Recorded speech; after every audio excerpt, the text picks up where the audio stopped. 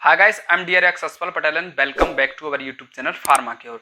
आज हम इस वीडियो में बात करने वाले हैं निमूसलाइड टैबलेट्स के बारे में। निमूसलाइड टैबलेट्स किस कैटेगरी की होती है, कौन कौन से इसके यूज होते हैं, कौन कौन से साइड इफेक्ट होते हैं, कितना डोज में उपयोग करना चाहिए, किन पेशेंट में देना चाहिए, किन पेशेंट में नहीं देना चाहिए, कौन कौन सी सावधानी रखनी चाहिए, कॉन्ट्रा इंडिकेशन क्या होता है, प्रेगनेंसी लेडी में हम दे सकते हैं कि नहीं दे सकते हैं। तो निमूसलाइड टैबलेट के बारे में सब कुछ जानेंगे, तो वीडियो को अंत तक जरूर देखें। वीडियो काफी हेल्पफुल और नॉलेजेबल रहने वाला है।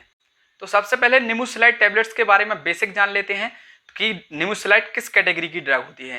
निमूसलाइड यदि हम कैटेगरी की बात करें तो यह एक एनसेड कैटेगरी की ड्रग होती है। एनसेड means non steroidal anti inflammatory drug, means other than steroid. यह स्टेरॉयड से अलग होती है, स्टेरॉयड की दवा नहीं होती है, स्टेरॉयड प्रकार की यह दवा नहीं होती है, अदर देन स्टेरॉयड होती है, जिसको हम कॉक्स-2 इनहिबिटर्स भी बोलते हैं। कई मामलों में हम इन्हें कॉक्स-2 इनहिबिटर भी बोलते हैं और एनसेड तो हम कहती है means non steroidal anti inflammatory drug.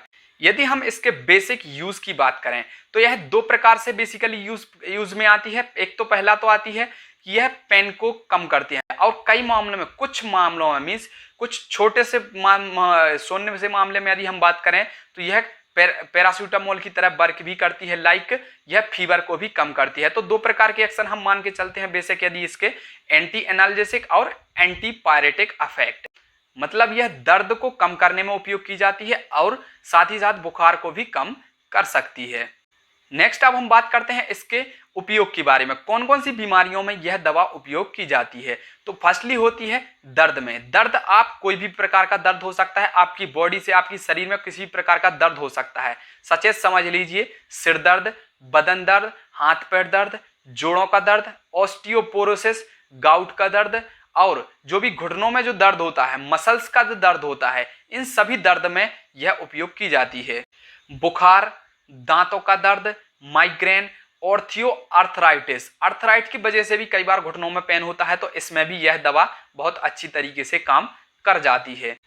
Nerve pens, जो हमारी बॉडी में जो नर्व्स होती हैं, तंत्रिकाएं होती हैं, उनकी द्वारा यदि जो पेन हो रहा है, जो दर्द हो रहा है, उनमें भी यह दवा बहुत अच्छी तरीके से काम कर जाती है। नेक्स्ट है मेंस्ट्रुअल पेन, जो मेंस्ट्रुअल जो साइकिल्स होते हैं, पीरियड्स में जो भी दर्द होता है महिलाओं में, उस दर्द में भी यह दवा बहुत अच्छी तरीके से काम कर जाती है। साथ ही माइग्रेन में जो सर दर्द होता है, इसमें भी बहुत अच्छी तरीके से यह काम कर जाती है।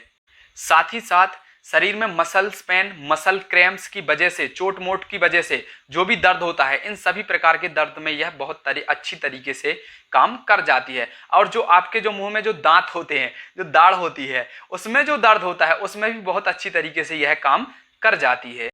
तो ये तो हो गया निमूसलाइड के बेसिक यूज की, किन किन बीमारियों में इसे यूज कर सकते हैं। तो अब हम बात करते हैं इसके डोसेज के बारे में। डोज, कितना डोज किस व्यक्ति को हम, कितना डोज कितने पेशेंट को, कितने एज के, कितने वेट के पेशेंट को दे सकते हैं। तो यदि हम बात करें, वेट उसका कितना भी हो चलेगा। यदि हम एज के अकॉर्डिंग बात करें तो 12 ईयर से कम के बच्चे को हम नहीं दे सकते, टोटली बैंड है यह।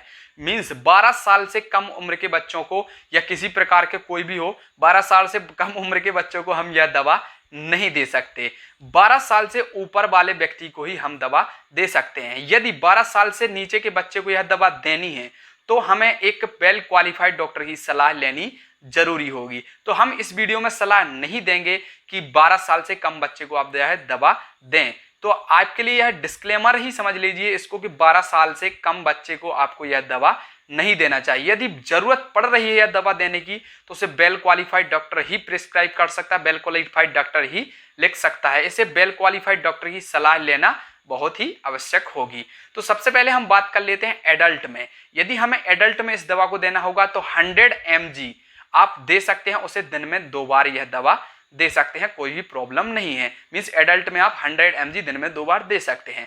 और यदि हम कॉम्बिनेशन में देने की बात करें, मींस यदि किसी पेशेंट को यदि हमें कॉम्बिनेशन में देना है, तो कॉम्बिनेशन में यदि जनरली क्या होता है, निमूसलाइड कई प्रकार के कॉम्बिनेशन में आ सकती है, जैसे कि पैरासीटामोल के कॉम्बिनेशन में आती है या एंटी एलर्जिक कॉम्बिनेशन में आ सकती है। तो एंटी एलर्जिक की हम बात नहीं करेंगे, इसमें पैरासीटामोल के कॉम्बिनेशन की बात करेंगे।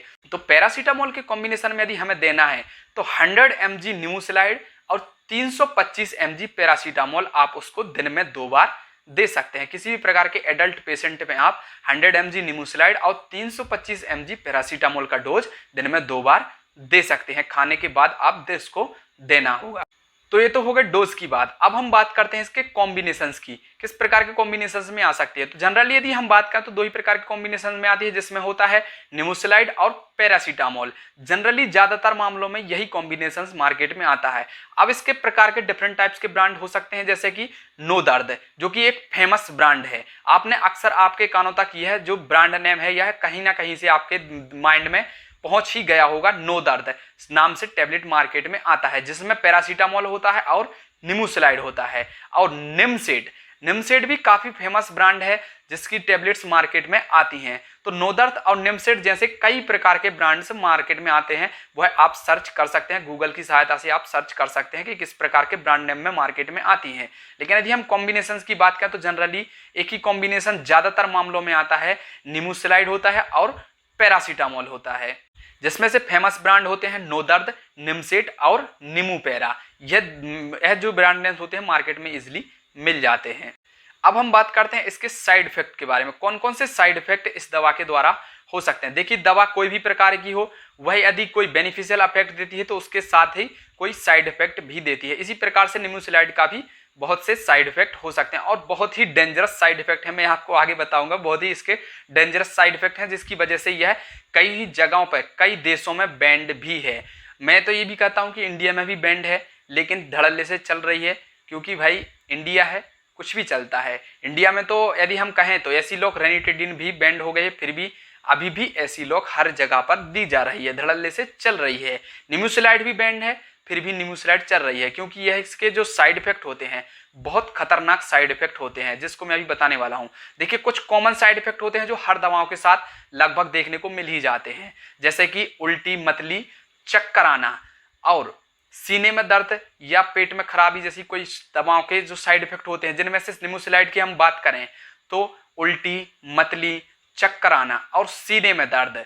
और यदि विपरीत प्रभाव की बात करें, जो कि फेटल हो सकते हैं, आपकी लाइफ थ्रेटनिंग में आपको प्रॉब्लम क्रिएट कर सकते हैं, जैसे कि हार्ट डिसीज की संभावना, गुर्दे पर प्रभाव और लिवर पर विपरीत प्रभाव पड़ता है। यहाँ तक कि लिवर भी डैमेज हो सकता है, गुर्दा भी खराब हो सकता है, गुर्दा फेल भी हो सकता है, मीन्स किडनी फेलियर भी हो सकती है, और हार्ट डिसीज की संभावना भी ऐसे प्रकार के व्यक्ति को हो सकती है इसके सेवन से। यदि आप इसका ज़्यादा सेवन करते हैं, ओवरडोज में सेवन करते हैं और लाइफ लॉन्ग में यदि ज़्यादा उपयोग करते हैं निमोसिलाइड का, तो आपको हार्ट डिसीज की संभावना, गुर्दे की संभावना, किडनी की संभावना मीन्स और लिवर की संभावना या फेटल लिवर डैमेज भी इसके द्वारा हो सकता है, जो कि बहुत ही घातक परिणाम आपको देखने पड़ सकते हैं।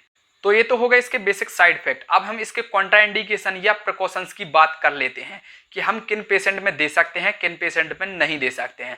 देखिए, यदि कोई प्रेग्नेंट लेडी है, यदि कोई लैक्टेशन लेडी है, जो कि मीन्स कोई स्तनपान कराने वाली महिला है या कोई प्रेग्नेंट महिला है, तो हम इन महिलाओं को हम कदापि यह ड्रग यूज नहीं कर सकते हैं। किसी भी प्रकार की महिला हो, जो प्रेग्नेंट हो या स्तनपान कराने वाली महिला हो, तो इन दोनों प्रकार की महिलाओं में हम इस दवा को उपयोग नहीं कर सकते हैं, बहुत ही घातक दुष्परिणाम हो सकते हैं। तो निमोसिलाइड दवा को हम प्रेग्नेंट लेडी में या स्तनपान कराने वाली महिला में यूज नहीं कर सकते हैं। कोई यदि लिवर वाला डैमेज वाला पेशेंट होगा, जिसको लिवर की खराबी होगी, लिवर सिरोसिस होगा, तो लिवर डिसीज के पेशेंट को हम यह दवा प्रेफर नहीं कर सकते हैं। लिवर वाले पेशेंट को हम यह दवा नहीं दे सकते हैं। कोई यदि किडनी की समस्या से यदि पीड़ित व्यक्ति है, तो हम ऐसे पेशेंट को भी यह दवा नहीं दे सकते हैं। और यदि कोई ऐसा व्यक्ति है जिसको हार्ट डिसीज की संभावना है या हार्ट डिसीज है, तो हम ऐसे पेशेंट को भी यह दवा नहीं दे सकते हैं। इसकी वजह से उसकी किडनी फेल भी हो सकती है, लिवर डैमेज भी हो सकता है, फेटल लिवर डैमेज हो सकता है, हार्ट डैमेज हो सकता है, जिसकी वजह से उस व्यक्ति की जान भी जा सकती है। तो आपके लिए सावधानी है कि आप इस प्रकार के पेशेंट को यह दवा नहीं दे सकते हैं। तो बाकी सब तो ठीक है, साइड इफेक्ट हैं, हर एक दवा के साइड इफेक्ट होते हैं, उसी प्रकार से निमोसिलाइड के भी साइड इफेक्ट हैं।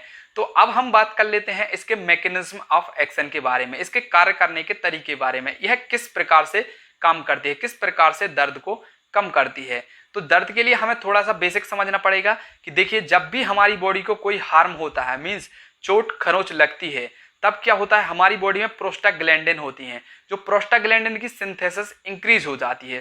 तो जब भी प्रोस्टाग्लैंडिन की सिंथेसिस इंक्रीज होती है, तो क्या होती है, नर्व स्टिमुलेट होती हैं, और नर्व स्टिमुलेट होती हैं तो हमारे ब्रेन को सिग्नल जाता है कि भैया हमारी बॉडी को कुछ हार्म हुआ है, और वह ब्रेन उसके हिसाब से बॉडी रिएक्ट करवाता है, बॉडी को रिएक्ट करवाता है और हमें दर्द का एहसास होता है, दर्द महसूस होता है। जब नर्व स्टिमुलेट होंगी, नर्व ब्रेन को सिग्नल भेजेंगी कि भैया हमारी बॉडी को हार्म हो रहा है, तब हमें दर्द फील होगा और हम उससे प्रोटेक्ट कर पाएंगे, हम अपनी बॉडी को सुरक्षा एक दे पाएंगे प्रॉपर्ली। अब जब भी हमारी बॉडी को कोई हार्म होता है तो प्रोस्टाग्लैंडिन की सिंथेसिस इंक्रीज होती है। अब प्रोस्टाग्लैंडिन की सिंथेसिस इंक्रीज कैसे होती है? उसमें एक एंजाइम होता है हमारी बॉडी का जो हेल्प करता है प्रोस्टाग्लैंडिन की सिंथेसिस में, जिसको मैं अभी पहले भी बता चुका हूं, COX-2।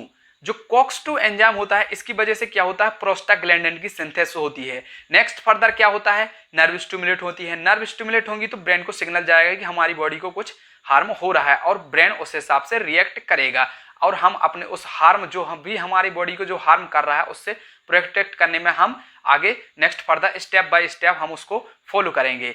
लेकिन यदि जो निमुसलाइड दवा को यदि दे दिया जाए, निमुसलाइड दवा क्या करती है, जो COX-2 एंजाइम है जो कि प्रोस्टाग्लैंडिन की सिंथेसिस को इंक्रीज करता है, तो यह दवा क्या करती है, COX-2 पर एक्ट करती है, जो कि COX-2 एंजाइम होता है उसको इनहिबिट कर देती है।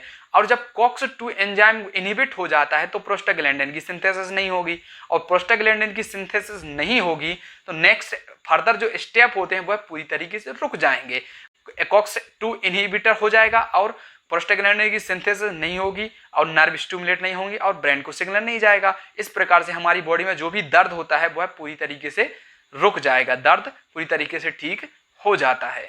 तो सिंपल सी बात है, निमुसलाइड का कार्य करने का तरीका यही होता है कि जो COX-2 एंजाइम होता है उसको इनहिबिट कर देती है और प्रोस्टाग्लैंडिन की सिंथेसिस नहीं होती है। नेक्स्ट सारे स्टेप जो होते हैं वह उसी तरीके से रुक जाते हैं और जो हमारी बॉडी में जो भी दर्द हो रहा होता है वह ठीक हो जाता है।